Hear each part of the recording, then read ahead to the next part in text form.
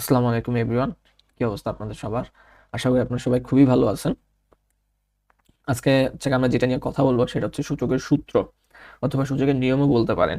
সূচকের ম্যাথ করার জন্য আমাদের যেই কয়টা নিয়ম বা সূত্র জানতে হবে সেগুলো নিয়ে আমরা কাজ করব।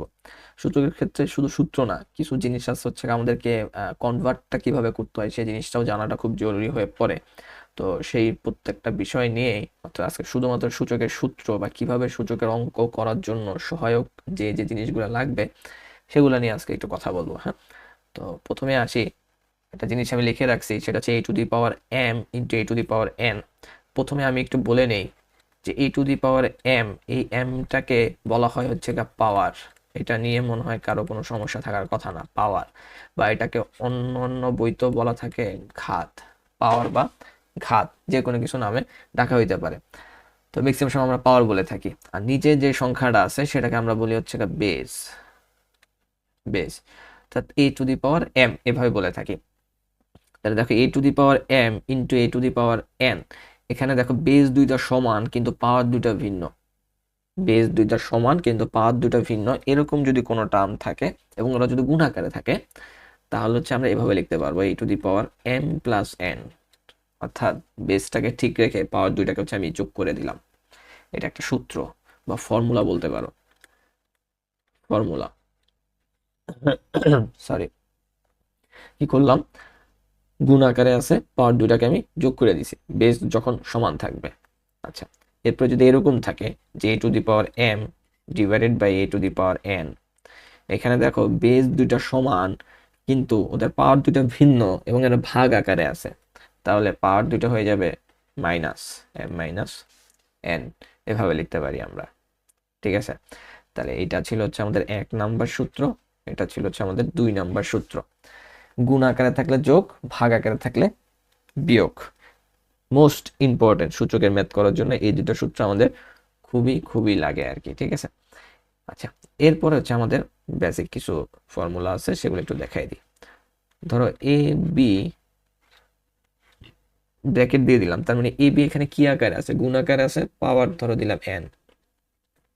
এটাকে আমরা সবাই জানি, এ বি ভিতরে গুণ আকারে আছে, পাওয়ার আছে বাইরে n। তাহলে এই nটা a এর উপরেও আছে, এই nটা b এর উপরেও আছে, অর্থাৎ a to the power n into b to the power n। এভাবে আমরা লিখতে পারি। অর্থাৎ হোল পাওয়ার থাকলে আমরা যেটা করি আর কি, এটা কিন্তু একটা সূচকের নিয়মের ভিতরে পড়ে আর কি। ঠিক আছে, এখন ধরো যদি আরেকটা দেখাই, এ আর বি ধরো ভাগ আকারে আছে, বাইরে পাওয়ার m। তাহলে এই পাওয়ারটাও আমার a to the power m divided by b to the power m। অর্থাৎ আমার a এর উপরে পাওয়ারটা থাকবে, b এর উপরে এই m পাওয়ারটা থাকবে, এভাবে আমরা লিখতে পারি আর কি। ঠিক আছে, তাহলে এটা হয়ে যাবে আমাদের 4 নাম্বার সূত্র বা নিয়মটা। আচ্ছা, এখন দেখাবো আরেকটা মোস্ট ইম্পর্টেন্ট ফর্মুলা বা মোস্ট ইম্পর্টেন্ট নিয়ম। সেটা হচ্ছে যে কোনো সংখ্যার উপরে, যে কোনো সংখ্যা আমি ধরলাম এ, যে কোনো সংখ্যার উপরে পাওয়ার যদি 0 হয় তার মান হয়ে যাবে সবসময় 1। এটা আমার 5 নাম্বার। যে কোনো সংখ্যার উপরে পাওয়ার যদি 0 হয় তার মান চিরজীবন বা সারা জীবন একই থাকবে। যদি এক্সাম্পল আমি দেই 1000, 1000 টু দি পাওয়ার 0, এটার মানও কত হবে, 1ই হবে। তোমাদের যদি ডাউট থাকে তোমরা ক্যালকুলেটরে ক্যালকুলেটরে লেটর আচ্ছা, যদি ডাউট থাকে ক্যালকুলেটরে এটা একটা চাপ দিয়ে দেখতে পারো যে আমি ঠিক বললাম কিনা। পৃথিবীর যত বড় সংখ্যাই নাও না কেন তার পাওয়ার যদি 0 হয় সেটা সবসময় একই হবে। আচ্ছা, এরপরে আরেকটা মোস্ট ইম্পর্টেন্ট ফর্মুলা যেটা নিয়ে অনেকের কনফিউশন থাকে। ধরো যে কোনো একটা সংখ্যা এ, এটার উপরে পাওয়ার আছে -n, a to the power -n, বা পাওয়ারটা মাইনাস আকারে আছে, তখন সেটাকে আমরা লিখবো 1/a two the power n। 1/a two the power n, অর্থাৎ যেই সংখ্যাটা ছিল সেই সংখ্যাটা নিচে নেমে যাবে, এই মাইনাসটা আর থাকবে না এবং 1 আকারে এটাকে আমরা লিখবো আর কি, যদি মাইনাস আকারে থাকে। আমি একটা এক্সাম্পল দেই এটার। ধরো কোনো পরীক্ষায় তুমি দেখলা 5 ইনভার্স 2 আছে, এটাকে আমি কি লিখতে পারবো, 1/5 স্কোয়ার, তখন আর মাইনাসটা হবে না। বুঝতে পারছি? মোস্ট ইম্পর্টেন্ট এই ফর্মুলাটা, কারণ এই ফর্মুলাটা অনেকবার অনেক জায়গায় বা অনেক ম্যাথই করতে হচ্ছে তোমাদের লাগে, নট অনলি সূচক, সূচক বাদেও তুমি যে কোনো ম্যাথ যদি করতে যাও দেখবে হচ্ছে এই ফর্মুলাটা তোমার লাগবে।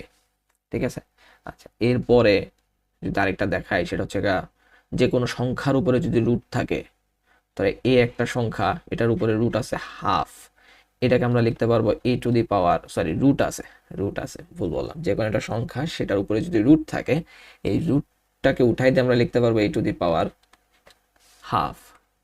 এটা হচ্ছে আমার 7 নাম্বার সূত্রটা। যে কোনো একটা সংখ্যা যদি থাকে এবং তার উপরে যদি রুট থাকে, সেই রুটটাকে উঠাই দিয়ে আমরা লিখতে পারবো a to the power half. আচ্ছা, রুটের সাথে সামঞ্জস্য আরেকটা সূত্র আমি দেখাই, সেটা হচ্ছে যে কোনো একটা সংখ্যা তার বাইরে এই যে রুটের যে মাঝখানে যে জায়গাটা, এইখানে ধরো একটা সংখ্যা আছে হচ্ছে এম, আর a to the power n, তাহলে এটাকে হচ্ছে আমরা লিখতে পারবো a to the power n by m. ভিতরে যে পাওয়ারটা সেটা হচ্ছে উপরে, এই বাইরে যে সংখ্যাটা সেটা হচ্ছে নিচে, এভাবে হচ্ছে আমরা লিখতে পারি। এটা একটা বাস্তব উদাহরণ দিই, ধরো এরকম আছে 5 স্কোয়ার √3, এটাকে আমরা কিভাবে লিখতে পারবো 5 টু দি পাওয়ার, ভিতরের পাওয়ারটা সেটা যাবে উপরে 5 টু দি পাওয়ার 2/3। এখন ক্যালকুলেশন করলে যা হয় আর কি, বুঝাইতে পারছি? এখন ধরো যদি কোনো সংখ্যাটা এরকম থাকে যে 5 আছে 3 আছে, এখানে কোনো সংখ্যা নাই, এখানে কোনো সংখ্যা নাই মানে তোমাকে কত ধরতে হবে, 1 ধরতে হবে, 5 টু দি পাওয়ার 1/3। বুঝাইতে পারছি? তো এই ছিল হচ্ছে আমাদের সূচকের ফর্মুলাগুলো বা সূচকের নিয়মগুলা। আশা করি এগুলা দিয়ে হচ্ছে আমরা সূচকের প্রত্যেকটা ম্যাথ করে ফেলতে পারবো বা প্রত্যেকটা ম্যাথ ব্যাখ্যা দেওয়া সম্ভব। তো আজকে এই পর্যন্তই, ভালো থাকবেন, দেখা হবে অন্য কোনো ভিডিওতে।